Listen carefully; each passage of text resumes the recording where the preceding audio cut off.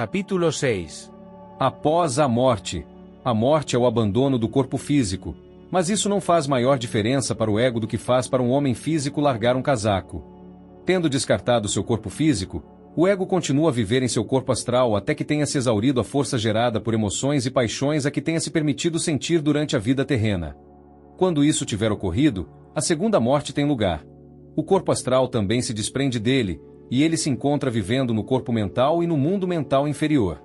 Nesta condição ele permanece até que as forças de pensamento geradas durante suas vidas física e astral tiverem frutificado.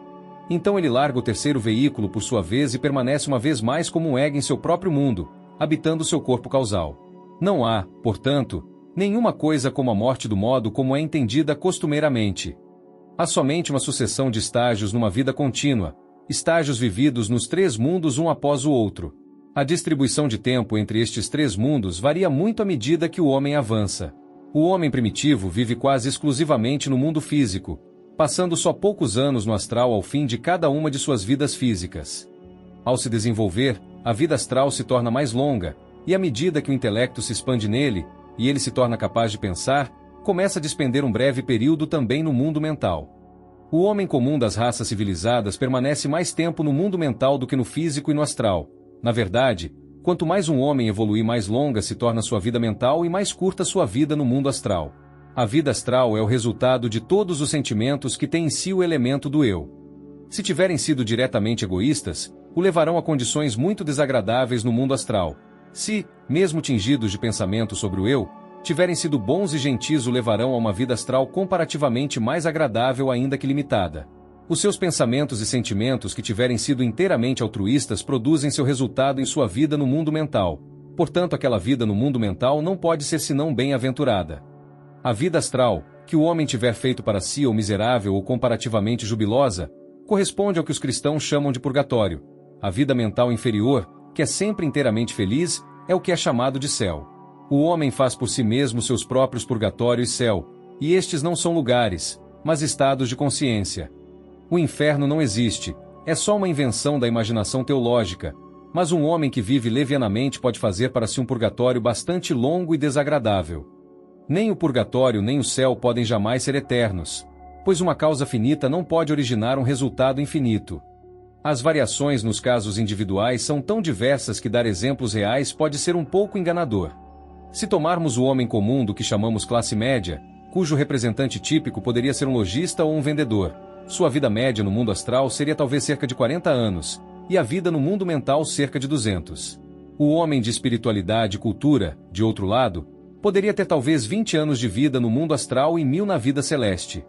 Algum que fosse especialmente desenvolvido poderia reduzir a vida astral para uns poucos dias ou horas, e passar 1500 anos no céu. Não só a extensão destes períodos varia grandemente, mas as condições em ambos os mundos diferem muitíssimo. A matéria de que todos estes corpos são construídos não é matéria morta, mas viva, e este fato deve ser levado em conta. O corpo físico é construído de células, cada qual é uma pequena vida separada animada pela segunda emanação, que provém do segundo aspecto da deidade. Estas células são de diferentes tipos e desempenham várias funções, e todos estes fatos devem ser levados em consideração se o homem desejar entender o trabalho de seu corpo físico e viver uma vida sadia nele. A mesma coisa se aplica aos corpos astral e mental. Na vida celular que os permeia não há nada ainda que se assemelhe a uma inteligência, mas há um forte instinto sempre pressionando em direção ao que é para seu desenvolvimento. A vida animando a matéria de que tais corpos são feitos está no arco exteriorizante da evolução, se movendo para baixo e para fora em direção à matéria, de modo que progresso para ela significa descer em formas mais densas de matéria, e aprender a expressar-se através delas. Para o homem, desenvolvimento é exatamente o oposto disto. Ele já mergulhou fundo na matéria e agora está se elevando dela em direção à sua fonte. Há por isso um constante conflito de interesses entre o homem interno e a vida que habita a matéria de seus veículos, porquanto a tendência desta é descer, mas a daquele é subir. A matéria do corpo astral, ou antes a vida animando suas moléculas, deseja para sua evolução quaisquer ondulações que possa obter, dos mais variados tipos possíveis, e o mais grosseiras possível. O próximo passo em sua evolução será animar a matéria física e se acostumar a vibrações ainda mais lentas. E, como um degrau neste caminho, deseja mais grosseiras das vibrações astrais. Ela não tem inteligência para planejar isso definidamente, mas seu instinto ajuda a descobrir o modo mais fácil de procurá-las. As moléculas do corpo astral estão constantemente mudando, assim como as do corpo físico, mas de qualquer maneira a vida na massa daquelas moléculas astrais tem, ainda que muito vago, um senso de si mesma como um todo, como um tipo de entidade temporária. Não sabe que é parte do corpo astral do homem, é muito capaz de entender o que é um homem, mas percebe de um modo cego que nas suas condições atuais recebeu ondulações em número e intensidade muito maiores do que receberia flutuando ao acaso na atmosfera.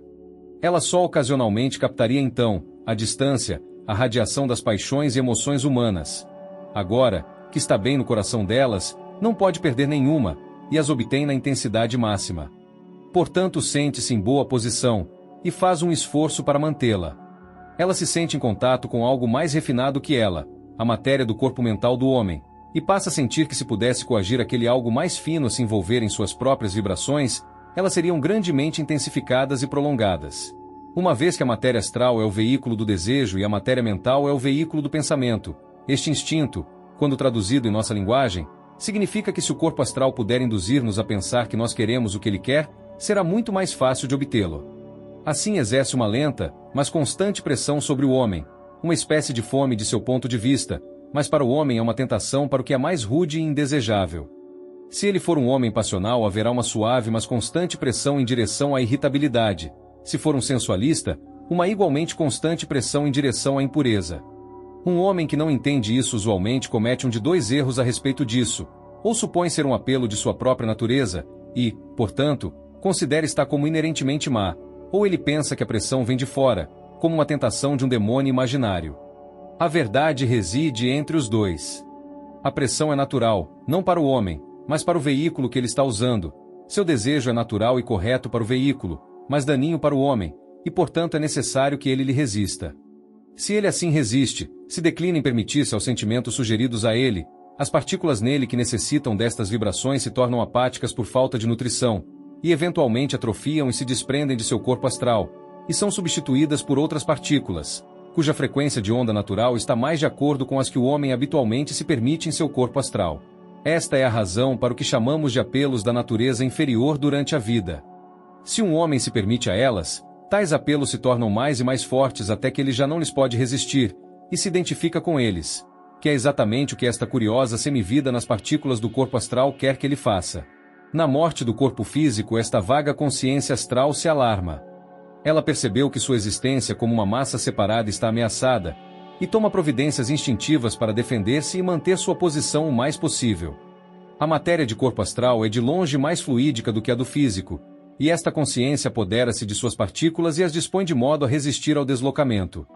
Ela coloca as mais grosseiras e densas do lado de fora como um tipo de concha e arranja as outras em camadas concêntricas, de modo que o corpo como um todo se torne tão resistente à fricção quanto sua constituição permitir, e pode, portanto, manter sua forma o mais possível. Para o homem isso produz vários efeitos desagradáveis. A fisiologia do corpo astral é muito diferente da do físico. Este último adquire suas informações de fora através de certos órgãos que são especializados para servirem de instrumentos para seus sentidos. Mas o corpo astral não tem nenhum sentido separado no sentido usual da palavra. O que para o corpo astral corresponde à visão é o poder de suas moléculas de responder a impactos de fora, que lhe advém através de moléculas similares. Por exemplo, um homem possui em seu corpo astral matéria pertencente a todas as subdivisões do mundo astral, e é por causa disso que ele é capaz de ver objetos feitos de matéria de qualquer uma destas subdivisões. Suponhamos um objeto astral feito de matéria da segunda e terceira subdivisões misturadas. Um homem vivendo no mundo astral poderia perceber aquele objeto somente se na superfície de seu corpo astral houvesse partículas pertencentes à segunda e terceira subdivisões daquele mundo que fossem capazes de receber e registrar as vibrações que aquele objeto originou. Um homem que, pelo rearranjo de seu corpo pela vaga consciência de que falamos, teria no exterior daquele veículo somente matéria mais densa da subdivisão inferior, e não poderia ser mais consciente do objeto que mencionamos do que nós somos conscientes dos gases que se movem ao nosso redor na atmosfera ou de objetos constituídos só de matéria etérica. Durante a vida física, a matéria do corpo astral humano está em constante movimento, e suas partículas passam por entre si quase como fazem as da água fervente. Consequentemente, em qualquer momento dado, é praticamente certo que partículas de todas as variedades estarão representadas na superfície de seu corpo astral, e que, portanto, quando ele estiver usando seu corpo astral durante o sono, ele será capaz de ver desse modo qualquer objeto astral que se aproximar dele. Após a morte, se ele permitiu que o rearranjo ocorresse, por ignorância, como as pessoas comuns fazem, sua condição a este respeito seriam diferentes. Tendo na superfície de seu corpo astral somente as partículas mais baixas e grosseiras, ele pode receber impressões somente de partículas externas correspondentes. Assim que em vez de ver o conjunto do mundo astral em seu redor, ele só verá um sétimo dele, e o mais denso e impuro. As vibrações desta matéria mais pesada são expressões somente dos sentimentos e emoções indesejáveis, e da classe menos refinada de entidades astrais. Portanto, deduzimos disso que um homem nesta condição pode ver somente os habitantes indesejáveis do mundo astral, e pode sentir apenas suas influências mais desagradáveis e vulgares. Ele está rodeado por outros homens, cujos corpos astrais provavelmente serão de caráter muito ordinário, mas uma vez que ele só pode ver e sentir o que é mais baixo e rude neles, eles lhe aparecem como monstros de vício sem qualquer coisa que o salve. Mesmo seus amigos não parecem ser mais como antes, porque ele está agora incapaz de apreciar quaisquer outras de suas melhores qualidades. Sob estas circunstâncias, pouco admira que ele considere o mundo astral um inferno, mas a culpa de modo algum pertence ao mundo astral, mas a si mesmo, primeiro por permitir-se tanto aquele tipo mais rude de matéria, e segundo, por deixar que aquela vaga consciência astral o dominasse e o dispusesse naquele modo particular. O homem que tiver estudado estes assuntos recusará completamente ceder à pressão durante a vida ou permitir o rearranjo após a morte, e por conseguinte ele reterá seu poder de ver o mundo astral como um todo, e não só a parte mais crua e vil dele. O mundo astral tem muitos pontos em comum com o físico. Como físico, apresenta aspectos diversos para pessoas diversas, e mesmo para a mesma pessoa em períodos diversos de sua trajetória. É o lar das emoções e pensamentos inferiores. As emoções são muito mais fortes naquele mundo do que neste. Quando uma pessoa está desperta, não podemos jamais ver aquela parte maior de sua emoção. Sua força se esvai ao pôr em movimento matéria física mais densa do cérebro. Assim, se vemos um homem demonstrar afeição aqui, o que podemos ver não é o todo de sua afeição, mas só aquela parte dela que restar depois de este outro trabalho ter sido feito. As emoções, portanto, avultam muito mais na vida astral do que na física. Elas de modo algum excluem pensamento superior se forem controladas, de maneira que no mundo astral tanto como no físico um homem pode devotar-se ao estudo e ao auxílio aos outros, ou ele pode desperdiçar seu tempo e vagar inconsequente. O mundo astral se estende quase até a distância média da órbita da Lua, mas ainda que todos os seus domínios só sejam franqueados aos habitantes que não tenham permitido a redistribuição de sua matéria, a grande maioria permanece muito mais perto da superfície da Terra. A matéria das diferentes subdivisões daquele mundo se interpenetra com perfeita liberdade, mas há no conjunto uma tendência para a matéria mais densa assentar-se junto ao centro. As condições se assemelham muito às que obtemos num balde d'água que contém em suspensão diversos tipos de matéria de vários graus de densidade. Se a água for mantida sempre em movimento, os diferentes tipos de matéria se difundirão por toda ela. Mas a despeito disso, a matéria mais densa é encontrada em maior quantidade mais perto do fundo. De modo que ainda que não devamos pensar nas várias subdivisões do mundo astral como ficando umas sobre as outras como camadas de uma cebola, não obstante é verdadeiro que o arranjo comum da matéria daquelas subdivisões assume um caráter semelhante.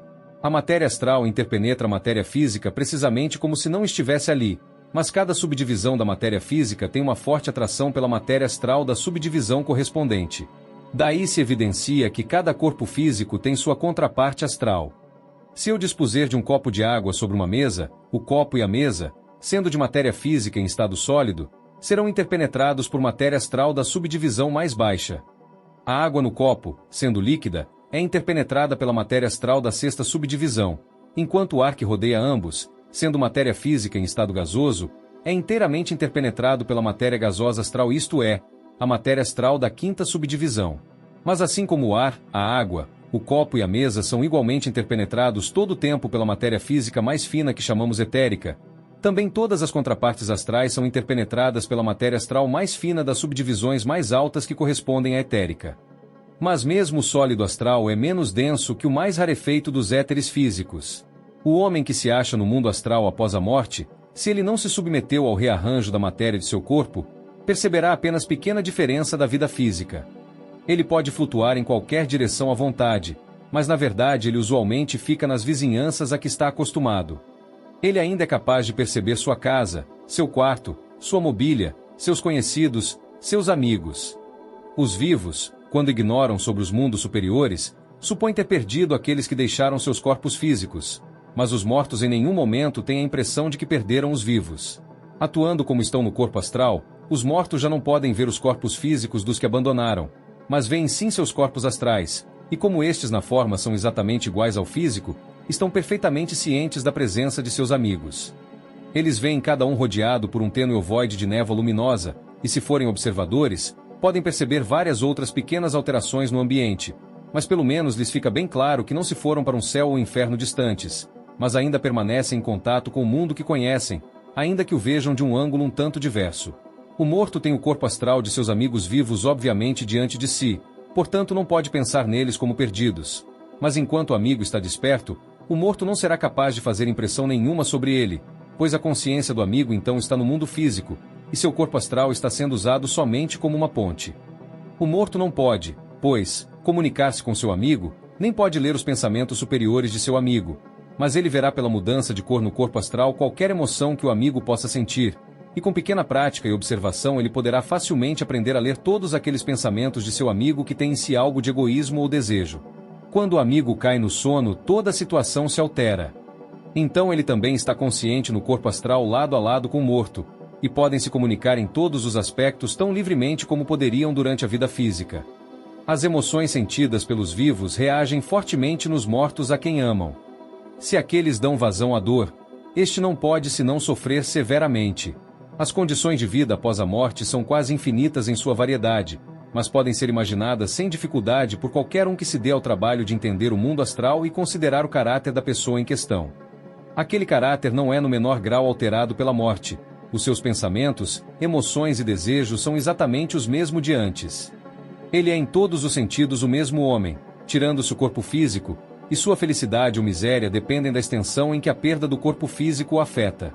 Se seus desejos tiverem sido tais que necessitem de um corpo físico para sua gratificação, ele estará sujeito a sofrer bastante. Tal anseio se manifesta como uma vibração no corpo astral, e enquanto estamos ainda neste mundo sua força é na maior parte empregada em mover as pesadas partículas físicas. Portanto, o desejo é no mundo astral uma força muitíssimo maior do que no físico, e se o homem não tiver tido o hábito de controlá-lo, e se nesta nova vida não puder ser satisfeito, isso pode causar-lhe grandes e prolongados problemas. Tomemos como exemplo os casos extremos de um bêbado e de um sensualista. Aqui temos uma paixão que foi forte bastante para durante a vida física sobrepujar a razão, o senso comum e todos os sentimentos de decência e afeição familiar. Depois da morte o homem se encontra no mundo astral sentindo o apetite talvez 100 vezes mais intensificado, e completamente incapaz de satisfazê-lo porque perdeu o corpo físico. Uma vida com está é um verdadeiro inferno, o único inferno que há, pois ninguém o está punindo, ele está colhendo o resultado perfeitamente natural de sua própria ação. Gradualmente esta força de desejo se esgota, mas só à custa de terrível sofrimento para o homem, porque para ele cada dia parece um milênio. Ele não tem nenhuma medida de tempo como temos aqui no mundo físico. Ele o pode medir só por suas sensações. De uma distorção deste fato veio a ideia blasfema da danação eterna. Muitos outros casos menos extremos que estes prontamente sugerirão a si mesmos, nos quais um anseio que não pode ser satisfeito prova ser uma tortura. Um caso mais banal é o de um homem que não tem nenhum vício em particular, como a bebida ou a luxúria, mas foi ligado inteiramente às coisas do mundo físico, e viveu uma vida devotada aos negócios ou a frívolas atividades sociais. Para ele o mundo astral é um local de aborrecimento, as únicas coisas porque nela já não lhe são possíveis, pois no mundo astral não há negócios a fazer, e, ainda que possa ter tanta companhia quanto deseje, a sociedade agora lhe é um assunto bem diferente, porque todas as imposturas sobre as quais usualmente está baseada já não são possíveis. Estes casos, entretanto, são só a minoria, e para a maioria das pessoas o estado após a morte é muito mais feliz que a vida sobre a terra. O primeiro sentimento de que o morto é usualmente consciente é o da mais maravilhosa e deliciosa liberdade. Ele já não tem absolutamente nada com que se preocupar, e nenhum dever pesa sobre ele, exceto aqueles que ele escolher impor-se. Para todos exceto uma pequena minoria, a vida física é gasta fazendo o que o homem preferiria não fazer, mas tem de fazê-lo a fim de sustentar-se ou a sua esposa e família. No mundo astral nenhum sustento é necessário, já não precisa comer, agasalho não é necessário, uma vez que é inteiramente imune ao calor ou ao frio, e cada homem pelo mero exercício de seu pensamento se veste como quiser. Pela primeira vez desde a primeira infância o homem é inteiramente livre para passar todo o seu tempo fazendo exatamente apenas o que aprecia. Sua capacidade para todos os tipos de desfrute é grandemente aumentada, bastando que aquele desfrute não careça de um corpo físico para sua expressão. Se ele ama as belezas da natureza, agora está em seu poder viajar com grande rapidez e sem fadiga por todo o mundo, e contemplar seus lugares mais adoráveis, e explorar seus recessos mais secretos. Se ele se delicia na arte, todas as obras-primas do mundo estão à sua disposição. Se ele ama a música, ele pode ir aonde pode ouvi-la, e agora ela significará para ele muitíssimo mais do que antes. Pois ainda que não possa mais ouvir com os ouvidos físicos, ele pode receber em si o inteiro efeito da música em um grau muito mais pleno que neste mundo inferior. Se ele é um estudante de ciência, não só pode visitar os grandes cientistas do mundo, e colher deles os pensamentos e ideias que estejam dentro de sua compreensão, mas também pode empreender pesquisas por si mesmo na ciência deste mundo superior, vendo muito mais o que está fazendo do que jamais lhe foi possível antes. E melhor de tudo, aquele cuja grande delícia no mundo foi ajudar seus semelhantes ainda encontrará um amplo escopo para seus esforços filantrópicos. Os homens já não passam fome, frio, ou sofrem de moléstias neste mundo astral. Mas há um vasto número de quem, sendo ignorante, deseja conhecimento. Os que, sendo ainda atados ao desejo por coisas terrenas, precisam de uma explicação de como voltar seus pensamentos para coisas mais altas, os que enredaram-se na teia de suas próprias elucubrações, e só podem ser libertos por quem entende este novo ambiente, e pode lhes ajudar a distinguir os fatos do mundo de sua própria representação. Ignoranti e illusoria dilis. Todos esses podem ser ajudados pelo homem inteligente e de bom coração. Muitos homens chegam no mundo astral na total ignorância de suas condições, não percebendo de pronto que estão mortos, e quando realmente o percebem temem o que o destino possa estar lhes reservando, por causa de ensinamento teológico falso e perverso. Todos estes precisam o carinho e conforto que só lhes pode ser dado por um homem de bom senso que possua algum conhecimento dos fatos da natureza. Não há, portanto, nenhuma falta da mais proveitosa ocupação para qualquer homem cujos interesses durante a vida física foram racionais. Tampouco lá ele carece de companhias. Homens cujos gostos e empenhos são similares naturalmente acabam se reunindo exatamente como fazem aqui, e muitos reinos da natureza, que durante nossa vida física estão ocultos pelo denso véu da matéria, agora estão abertos para estudo detalhado dos que se interessam em examiná-los. Em grande medida as pessoas constroem seus próprios ambientes. Nós já mencionamos as 7 subdivisões deste mundo astral. Numerando-as da mais elevada e menos material para baixo, vemos que recaem naturalmente em 3 classes, as divisões 1, 2 e 3 formando uma classe, e as 4, 5 e 6 outra, enquanto a 7ª e mais baixa de todas permanece sozinha. Como disse, mesmo que se interpenetrem, suas substâncias têm uma tendência geral de se arranjar de acordo com sua gravidade específica, de modo que a maioria da matéria das subdivisões mais altas é encontrada mais alto sobre a face da Terra do que a maior parte da matéria das porções inferiores. Daí que, mesmo que qualquer pessoa habitando o mundo astral possa se mover para qualquer parte dele, sua tendência natural é flutuar no nível que corresponde à gravidade específica da matéria mais pesada de seu corpo astral. O homem que não permitiu a redistribuição da matéria de seu corpo astral após a morte é inteiramente livre em todo o mundo astral. Mas a maioria, que o permitiu, não é igualmente livre, não porque haja qualquer coisa que o impeça de subir até o mais alto ou mergulhar até o mais baixo nível, mas porque são capazes de sentir com clareza só uma certa parte daquele mundo. Eu descreve algo sobre o destino de um homem que esteja no nível mais baixo, encerrado em uma forte concha de matéria grosseira. Por causa da comparativamente extrema densidade daquela matéria, ele é cônscio de menos em torno de sua subdivisão do que um homem em qualquer outro nível. A gravidade específica geral de seu próprio corpo astral tende a fazê-lo flutuar abaixo da superfície da Terra. A matéria física da Terra é absolutamente inexistente aos seus sentidos astrais, e sua atração natural é para as menos delicadas formas de matéria astral que são a contraparte da Terra sólida.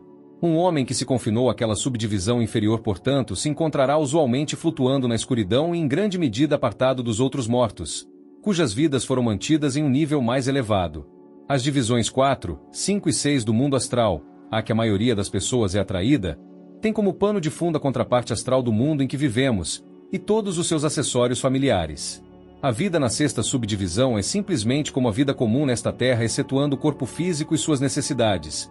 Enquanto ascendendo através das divisões 5ª e 6ª, ela se torna menos e menos material e é cada vez mais retirada de nosso mundo inferior e seus interesses. As seções 1ª, 2ª e 3ª, ainda que ocupando o mesmo espaço, já dão a impressão de estarem muito mais distantes do físico, e são correspondentemente menos materiais. Os homens que habitam estes níveis perdem de vista a Terra e seus pertences, estão de costume profundamente autoabsorvidos, e em grande medida criam seus próprios ambientes, ainda que estes sejam suficientemente objetivos para serem percebidos pelos outros homens do seu nível, e também a visão clarividente. Esta região é a terra de verão de que ouvimos falar nos círculos espíritas, o mundo em que, pelo exercício de seu pensamento, os mortos trazem à existência temporária suas casas e escolas e cidades. Estes ambientes, mesmo que fantasiosos sob nosso ponto de vista, são para os mortos tão reais como casas, templos ou igrejas construídos de pedra são para nós. E muitas pessoas vivem muito contentes lá por certo número de anos em meio a todas estas criações do pensamento. Alguns dos cenários assim produzidos são muito belos. Incluem adoráveis lagos, magníficas montanhas, agradáveis jardins, decididamente superiores a qualquer coisa no mundo físico. Ainda que por outro lado contenham muito do que para o clarividente treinado, que aprendeu a ver as coisas como elas são, pareça ridículo, como, por exemplo, as tentativas dos incultos de produzir uma forma-pensamento de algumas das curiosas descrições simbólicas contidas nas suas várias escrituras. A imagem-pensamento de um camponês ignorante de uma criatura cheia de olhos por dentro, ou um mar de vidro misturado com fogo, é naturalmente muitas vezes grotesca, mesmo que para seu criador perfeitamente satisfatória. Este mundo astral é cheio de criações-pensamento de figuras e paisagens. Homens de todas as religiões imaginam aqui suas deidades e suas respectivas concepções do paraíso, e desfrutam grandemente em meio a estas formas oníricas até que passam para o mundo mental e entram em contato com algo mais próximo da realidade. Cada pessoa após a morte, qualquer pessoa comum, isto é, em cujo caso o rearranjo de matéria do corpo astral ocorreu, tem que passar através de todas estas subdivisões por sua vez. Não se segue que cada uma seja consciente em todas elas. A pessoa decente comum tem em seu corpo astral somente pouca matéria de sua porção inferior, não bastante para construir uma concha pesada. A redistribuição coloca na parte externa de seu corpo sua matéria mais densa. No homem comum é usualmente matéria da sexta subdivisão, misturada com um pouco da sétima, e então ele se acha vendo a contraparte do mundo físico. O ego está constantemente se retirando para dentro de si mesmo, e à medida que se retira deixa atrás de si nível após nível desta matéria astral. Assim, a duração da permanência do homem em cada seção do mundo astral está em proporção direta à quantidade de sua matéria que é encontrada em seu corpo astral, e isso por sua vez depende da vida que ele viveu, os desejos em que indulgiu, e da classe de matéria que por conseguinte atraiu e incorporou a si. Encontrando-se então na sexta seção, ainda pairando perto dos locais e pessoas a que ele estava mais proximamente ligado enquanto na Terra, o homem comum no passar do tempo vê os ambientes terrestres gradualmente se desvanecendo e deixando progressivamente de ter importância para ele, e ele tende mais e mais a moldar seu entorno de acordo com os mais persistentes de seus pensamentos. Quando ele alcança o terceiro nível, ele descobre que esta característica sobrepujou inteiramente a visão das realidades do mundo astral. A segunda subdivisão é uma sombra menos material que a terceira, pois se está é a terra de verão dos espíritas, aquela é o céu material dos ortodoxos mais ignorantes, enquanto o primeiro ou mais elevado nível parece ser a morada especial daqueles que durante a vida se devotaram a interesses materialistas mas intelectuais, seguindo-os não por amor de beneficiar seus semelhantes, mas por motivos de ambição pessoal ou simplesmente por amor do exercício intelectual. Todas estas pessoas são perfeitamente felizes. Mais adiante chegarão em um estágio em que poderão apreciar algo muito mais elevado, e quando este estágio chega o encontrarão pronto para elas. Nesta vida astral as pessoas da mesma nação e com os mesmos interesses tendem a permanecer juntas, precisamente como fazem aqui. As pessoas religiosas, por exemplo, que imaginam para si um céu material, não interferem em nada com os homens de outras crenças cujas ideias de felicidade celeste são diferentes. Não há nada que impeça um cristão de penetrar no céu do hinduísta ou do maometano, mas raramente farão, porque seus interesses e atrações estão todos no céu de sua própria fé, junto com amigos que compartilharam aquela crença com ele. De modo algum este é o céu verdadeiro descrito por qualquer uma das religiões, mas apenas uma grosseira e material pseudo-representação dele. A coisa real será encontrada quando viermos a considerar o mundo mental. O morto que não permitiu o rearranjo da matéria de seu corpo astral é livre por todo este mundo, e pode perambular em toda parte à vontade, vendo todo do que quer que examine, em vez de somente uma parte como os outros fazem. Ele não o acha inconvenientemente apinhado, pois o mundo astral é muito maior que a superfície da Terra física, enquanto que sua população é algo menor, porque a vida média da humanidade no mundo astral é mais curta que a média no físico. Contudo, nem só os mortos são os habitantes deste mundo astral, mas sempre o são, também, cerca de 1/3 dos viventes, os que deixaram temporariamente para trás seus corpos físicos a dormir. O mundo astral tem ainda um grande número de habitantes não humanos, alguns deles muito abaixo do nível humano, e alguns consideravelmente acima dele. Os espíritos da natureza formam um imenso reino, do qual alguns membros existem no mundo astral, e constituem uma grande parte de sua população. Este vasto reino também existe no mundo físico, pois muitas ordens usam corpos etéricos, e estão logo além do alcance da visão física comum. De fato, circunstâncias não infrequentes ocorrem sob as quais eles podem ser vistos, e em muitos distritos montanhosos distantes estas aparições são tradicionais entre os camponeses, que comumente lhes chamam fadas, povos bondosos, pixis ou brownies. Eles não têm forma definida, mas usualmente preferem ostentar uma forma humana miniatura. Uma vez que não são ainda individualizados, podem ser considerados quase como animais etéricos e astrais, mesmo que muitos deles emparelhem, no intelecto, a humanidade comum. Eles têm suas nações e raças exatamente como nós, e são frequentemente agrupados em 4 grandes classes, chamadas espíritos da terra, da água, do fogo e do ar. Somente os membros da última destas 4 divisões residem normalmente no mundo astral, mas seu número é tão prodigioso que estão presentes em toda parte nele. Um outro grande reino tem seus representantes aqui, o reino dos anjos, chamados na Índia de Devas.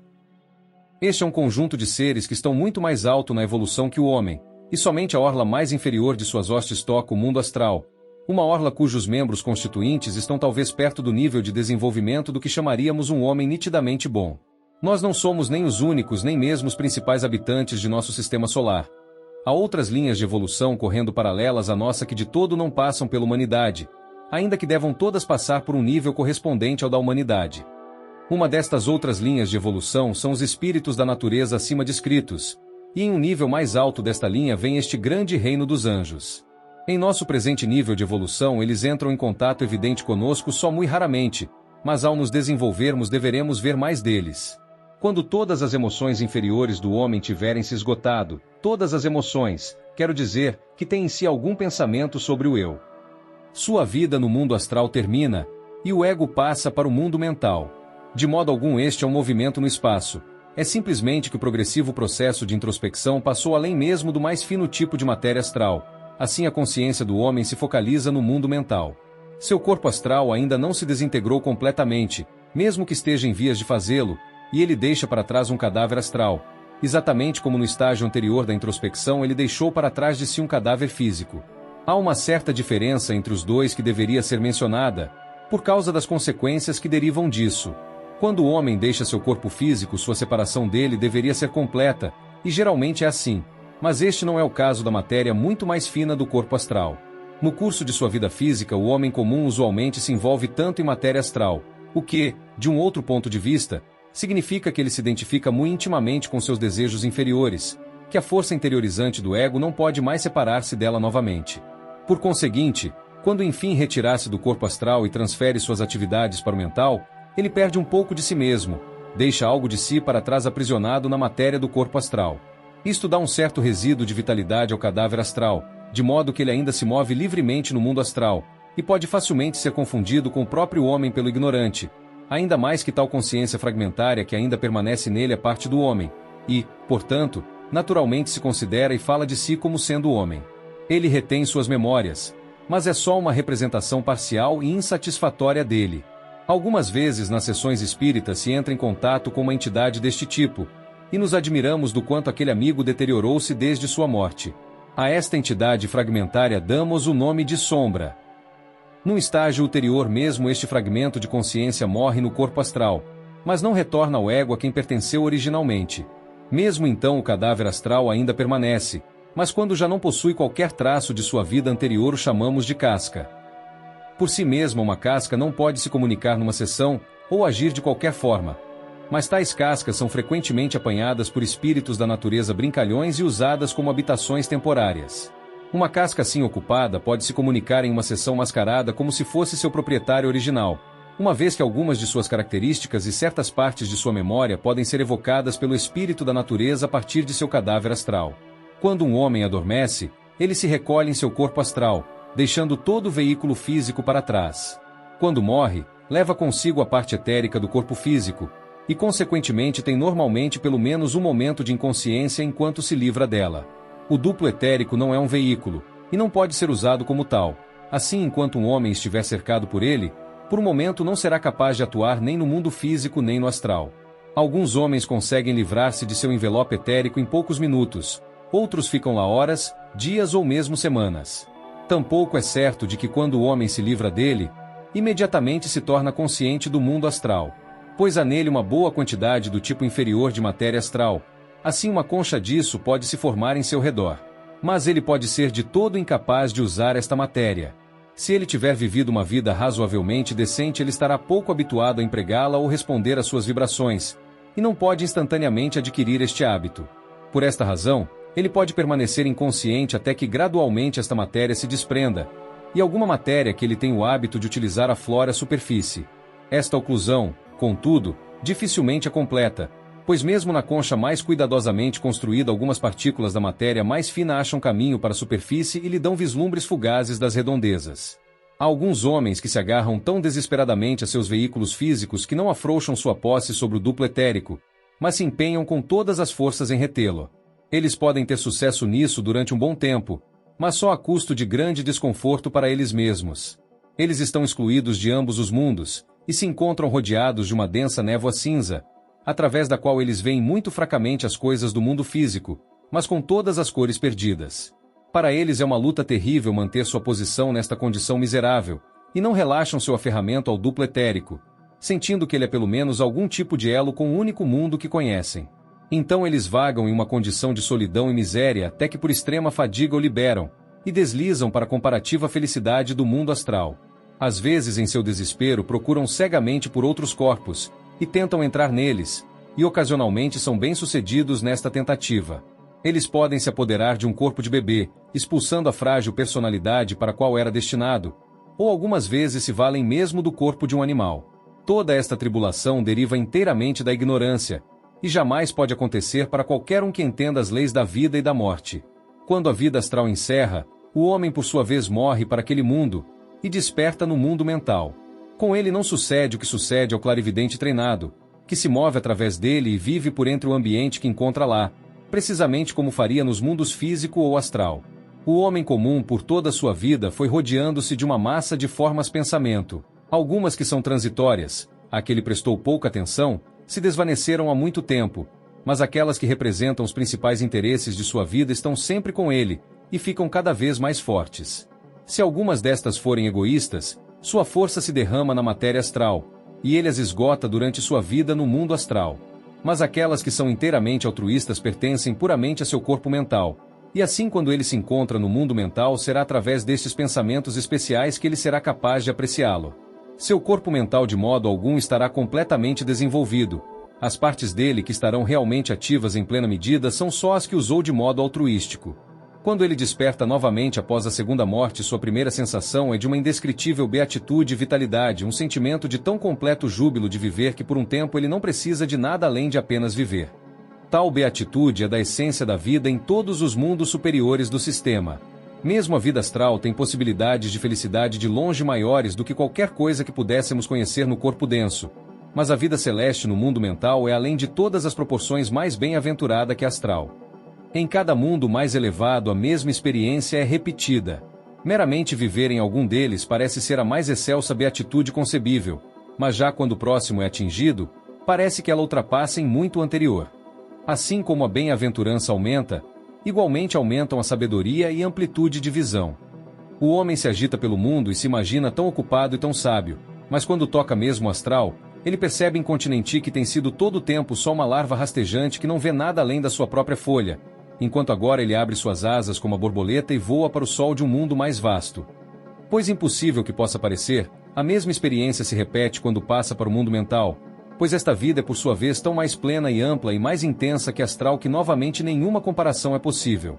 E ainda além de todas estas existe ainda uma outra vida, a do mundo intuicional, para a qual mesmo está é só como o luar comparado com a luz do sol. A situação do homem no mundo mental difere largamente daquela no astral. Lá ele estava usando um corpo ao qual estava inteiramente acostumado. Um corpo que ele tinha o hábito de empregar a cada noite durante o sono. Aqui ele se encontra vivendo em um veículo que ele nunca usou antes, um veículo, além do mais, que está muito longe de estar plenamente desenvolvido, um veículo que o exclui ainda mais do mundo ao seu redor, em vez de possibilitar-lhe que o veja. A parte inferior de sua natureza queimou-se durante sua vida purgatorial, e agora só lhe restam seus mais elevados e refinados pensamentos, as nobres e altruísticas aspirações que ele cultivou durante sua vida terrestre. Esta aglomeração rodeia e constrói uma espécie de concha em seu redor, por meio da qual ele é capaz de responder a certos tipos de vibrações nesta matéria refinada. Estes pensamentos que o circundam são os poderes pelos quais ele usufrui da pletora do mundo celeste, e a descobre sendo um repositório de extensão infinita, o qual ele é capaz de utilizar exatamente de acordo com o poder daqueles pensamentos e aspirações. Pois neste mundo existe a infinita abundância da mente divina, aberta em toda sua ilimitada riqueza a cada alma, precisamente na proporção em que aquela alma se qualificou para receber. Um homem que já completou sua evolução humana, que já realizou e desdobrou a divindade cujo germe está nele, encontra toda esta glória ao seu alcance. Mas desde que nenhum de nós ainda o fez, uma vez que só gradualmente estamos ascendendo em direção daquela consumação esplêndida, ocorre que nenhum de nós ainda pode captar inteiramente. Mas cada um retira dela e a percebe tanto quanto seus esforços prévios o prepararam para fazê-lo. Indivíduos diferentes trazem capacidades diferentes. Dizem-nos no Oriente que cada homem tem sua própria taça, e algumas taças são grandes e algumas são pequenas. Mas pequenas ou grandes, cada taça é preenchida até sua máxima capacidade. O mar de bem-aventurança provê mais que o suficiente para todos. Um homem pode contemplar esta glória e beleza somente através das janelas que ele próprio tiver feito. Cada uma desta formas pensamento é como uma janela, através da qual uma resposta pode lhe chegar das forças exteriores. Se durante sua vida terrestre ele considerou principalmente coisas físicas, então ele terá feito para si só poucas janelas pelas quais esta glória superior pode brilhar sobre ele. Pois todo homem que está acima do mais baixo selvagem deve ter tido algum toque de puro sentimento altruísta, mesmo uma única vez em toda a sua vida, e aquilo agora será uma janela para ele. O homem comum não é capaz de qualquer grande atividade neste mundo mental. Sua condição é principalmente receptiva, e sua visão de qualquer coisa fora de sua própria concha de pensamentos é do mais limitado caráter. Ele está rodeado de forças vivas, poderosos habitantes angélicos deste mundo glorioso, e muitas de suas ordens são muito sensíveis a certas aspirações do homem e prontamente respondem a elas. Mas um homem pode tirar vantagem disso só até onde ele já tivesse preparado para aproveitá-lo, pois seus pensamentos e aspirações são somente ao longo de certas linhas, e ele não pode criar subitamente linhas novas. Há muitas direções em que o pensamento superior pode atuar, algumas delas pessoais e outras impessoais. Entre estas últimas estão a arte, a música e a filosofia, e um homem cujo interesse resida ao longo de qualquer destas linhas encontra um desfrute imensurável e instrução ilimitada esperando por ele, isto é, a quantidade de desfrute e instrução é limitada apenas pelo seu poder de percepção. Encontramos um grande número de pessoas cujos únicos pensamentos superiores foram aqueles relacionados com afeto e devoção. Se um homem ama outro profundamente ou se sente forte devoção para com uma deidade pessoal, ele faz uma forte imagem mental daquele amigo ou deidade, e o objeto de seu sentimento está frequentemente presente em sua mente. Inevitavelmente ele leva aquela imagem para o céu consigo, porque é aquele nível de matéria que ela naturalmente pertence. Tomemos primeiro o sentimento de afeição. O amor que forma e mantém uma tal imagem é uma força muito poderosa, uma força que é forte bastante para alcançar e agir sobre o ego de seu amigo na parte superior do mundo mental. É aquele ego que é o homem real a quem ama, não o corpo físico que é só uma representação tão parcial dele. O ego do amigo, sentindo esta vibração, de imediato e avidamente responde-lhe, e se derrama na forma pensamento que foi feita para ele. Assim, pois, o amigo do homem está em verdade consigo mais vividamente presente do que jamais esteve antes. Para este resultado não faz diferença se o amigo estiver vivo ou morto, como dizemos. O apelo é feito não ao fragmento do amigo que está às vezes aprisionado num corpo físico, mas ao próprio homem em seu próprio e verdadeiro nível, e ele sempre responde. Um homem que tem uma centena de amigos pode simultânea e plenamente responder à afeição de cada um deles, pois nenhum número de representações em um nível inferior pode exaurir a infinitude do ego. Assim todo homem em sua vida celeste tem ao seu redor todos os amigos cuja companhia deseje, e estão para ele sempre em sua melhor condição, porque ele próprio os fez assim na forma pensamento pela qual se manifestam a ele.